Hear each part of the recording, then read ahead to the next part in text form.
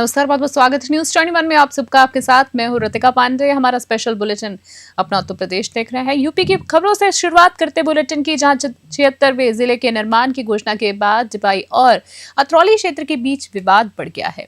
जी हां, डिबाई के लोगों का कहना है कि नया जिला डिबाई होना चाहिए, क्योंकि यह चारों ओर से लगने वाले जिलों के बीच लगभग 50 से 60 किलोमीटर की दूरी पर स्थित है, जबकि अतरौली केवल 25 किलोमीटर दूर है और इसे जिला बनाने की योग्यता नहीं है। डिबाई के प्रबुद्ध नागरिकों ने कहा है कि अगर सरकार 76वां जिला सही मायने में बनाना चाहती है तो ये डिबाई में होना चाहिए। इसके समर्थन में डिबाई एसडीएम मनीष कुमार को मुख्यमंत्री के नाम ज्ञापन सौंपा गया है। ज्ञापन में ये कहा गया है कि यदि नया जिला अतरौली में बनाया गया तो डिबाई को बुलंदशहर में ही बनाए रखा जाए, ताकि क्षेत्र को एनसीआर की सुविधाएं मिलती रहे। वहीं स्थानीय लोगों की बात करें तो इस विवाद पर सरकार से त्वरित निर्णय की मांग भी कर रहे हैं स्थानीय लोग। बुलंदशहर से शहरोज खान की विशेष रिपोर्ट।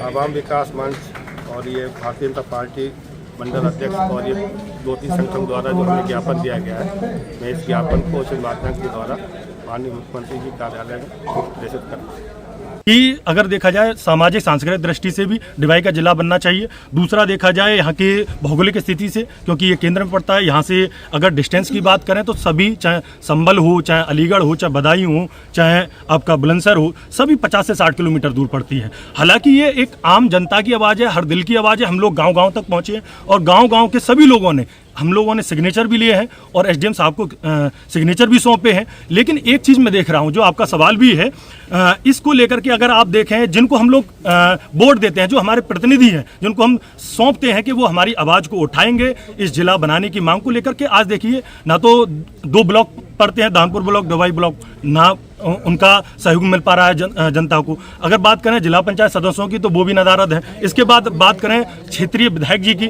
जबकि उनको आगे आकर के क्षेत्र की जनता ने, डिबाई की क्षेत्र की जनता ने उनको चुना है, तो उनको आगे बढ़ करके इसको।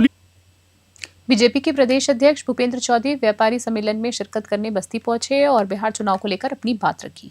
उन्होंने कहा है कि बिहार में एनडीए की सरकार नीतीश कुमार के नेतृत्व में बनेगी। चौधरी ने बताया है कि पिछले 20 वर्षों में बिहार में नीतीश जी के नेतृत्व में कई विकास काम हुए हैं और प्रधानमंत्री के सहयोग से अनेकों परियोजनाएं शुरू की गई। उन्होंने कहा है कि कांग्रेस, आरजेडी और सपा ने लंबे समय तक सत्ता संभाली, लेकिन जनता के सामने अपना रिपोर्ट कार्ड कभी प्रस्तुत नहीं किया। भूपेंद्र चौधरी ने यह भी कहा है कि सरकार हमेशा जनता के बीच जाकर उनके कामों का लेखा जोखा पेश करती रहती है। इसके साथ ही उन्होंने एसआईआर पर ध्यान दिलाया, जिसका उद्देश्य मतदाता सूची से अपात्र नाम हटाना और पात्र लोगों के नाम जोड़ना है। उन्होंने भरोसा दिलाया है कि आगामी चुनाव में एनडीए गठबंधन बिहार में पूर्ण बहुमत से विजय होगा और मुख्यमंत्री नीतीश कुमार ही होंगे। बस्ती से दिलीप पांडे की रिपोर्ट।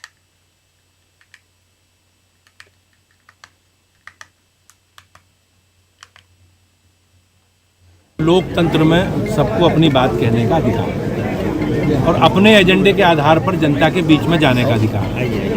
ओम प्रकाश राजभर जी हमारे साथी हैं और हमारा उनसे उत्तर प्रदेश में गठबंधन। जहाँ तक बिहार का विषय है, बिहार में हम लोगों ने जो काम किए हैं पिछले 20 वर्षों में, नीतीश जी के नेतृत्व में जो काम हुआ, पिछले 11 वर्षों में माननीय प्रधानमंत्री जी के नेतृत्व में अनेकों परियोजनाएं बिहार के विकास से संबंधित केंद्र ने दी है।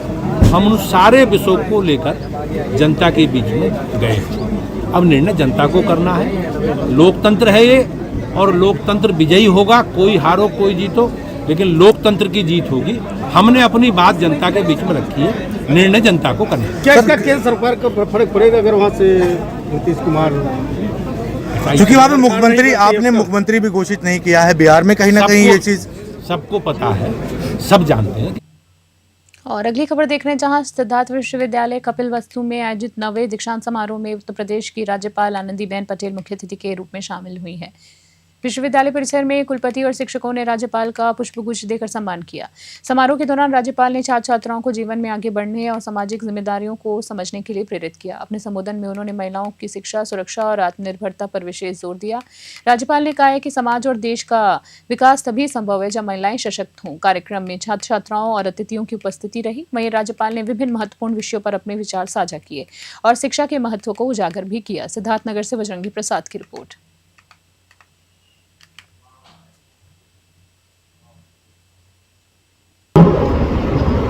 उपस्थित होकर मुझे बहुत बहुत प्रसन्नता हो रही है। दीक्षा का ये पावन पर्व केवल औपचारिकता नहीं बल्कि ज्ञान, संस्कार और कर्तव्य बोध का उत्सव वह क्षण है जब छात्र जीवन की साधना पूर्ण होती है और सेवा के एक नए अध्याय का शुभारंभ होता है। मित्रों, इस पावन धरती के कण कण में तथागत के तप, त्याग और करुणा की उजास व्याप्त है। यहाँ की वायु में उनका संदेश आज भी गूंजता है। अपदीपो भव, अपने भीतर के प्रकाश को जगाओ और उसी से जग को आलोकित करो। मैं सादर नमन करती हूँ उस महात्मा बुद्ध को जिन्होंने मानवता को दुख से मुक्ति का मार्ग दिखाया। और मांधाता क्षेत्र के कुजी गांव में 7 दिवसीय भव्य भागवत कथा का आयोजन किया जा रहा है। इस दौरान धार्मिक कथा के साथ साथ समाज में जागरूकता फैलाने के उद्देश्य से विभिन्न विषयों पर कार्यक्रम भी चलाए जा रहे हैं। कार्यक्रम में कृषि, उद्यान, स्वास्थ्य, शिक्षा, दहेज उन्मूलन, औषधि पौधों की जानकारी, क्रैश क्रॉप और स्वस्थ जीवन शैली अपनाने जैसे विषयों पर विस्तार से चर्चा होगी। स्तुति चैरिटेबल सोसाइटी के तत्वाधान में कैंसर जागरूकता अभियान भी आयोजित किया जाएगा, जिसमें सर्वाइकल और ब्रेस्ट कैंसर के लक्षण, रोकथाम और जीवन शैली से संबंधित महत्वपूर्ण जानकारियां दी जाएंगी। मुख्य अतिथियों के रूप में मुख्यमंत्री, राज्यपाल, पर्यटन और उद्यान मंत्री को आमंत्रित किया गया। कार्यक्रम में स्थानीय उत्पादों की स्टॉल्स भी लगाए गए हैं। आयोजकों ने आमजन से अपील की है कि वो कार्यक्रम में भाग लेकर इसे सफल बनाएं और समाज में जागरूकता फैलाने में सहयोग दें। प्रतापगढ़ से गणेश राय की स्पेशल रिपोर्ट।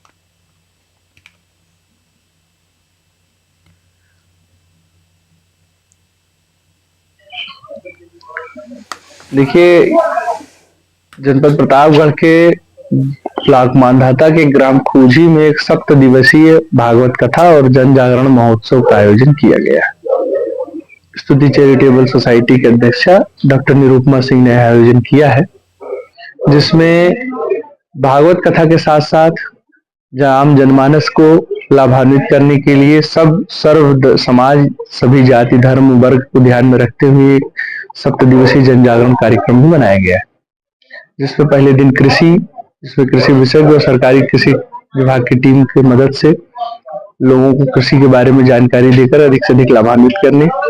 दूसरे दिन 12 तारीख को उद्यान से संबंधित विषय को सबके बीच में रखने के लिए। तीसरे दिन शिक्षा के माध्यम से सभी लोगों को एक अवेयरनेस के लिए एक प्रोग्राम रखा गया है। 15 तारीख को स्वास्थ्य है, जिसमें निःशुल्क चिकित्सा जांच और मैं डॉक्टर निरुपमा सिंह और यहाँ के खूजी गांव में ये भागवत कथा का कार्यक्रम किया जा रहा है। भागवत कथा के साथ साथ जन जागरूकता का भी एक कार्यक्रम किया जा रहा है। इसका मुख्य उद्देश्य है कि ज्यादा से ज्यादा लोगों को, जहां तक सामान्य स्थिति में सामान्य लोग नहीं पहुंच सकते हैं, वहां पर ये जन जागरूकता फैलाना।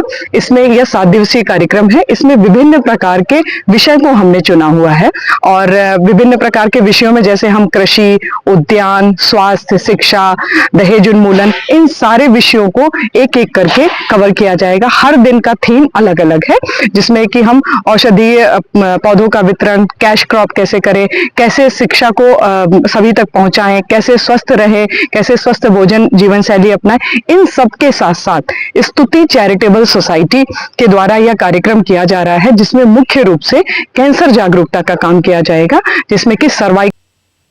खास बुलेटिन में इतना ही। बना रहे न्यूज़ 21 फिलहाल के लिए नमस्कार।